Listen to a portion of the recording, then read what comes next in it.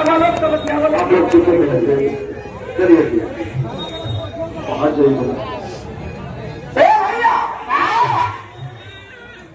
लड़की कालस की दोनों पे प्यार हो गई। और प्यार भइले का नतीजा और गांव में खुशबू सुखे लगे।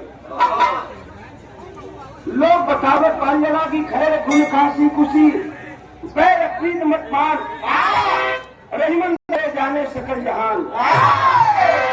ये खबर राजा सत्य केतु के पास पहुंच गई। और जब राजा सत्य केतु के पास पहुंचे तब भरेगा कि सुना जब शंकर माता ने विवाह किया। सुना जब सत्य केतु कर माता ने विवाह किया। उसी मंदिर में उनको माता ने विवाह किया। राजा सत्य केतु का बतिया कि हमारी बेटी किसी नौजवान से प्यार कर रही है। बिटिया के बोलोलन है। जवान बेटी के बुला के पूछलन की बिटिया कि उसे प्यार करेलू।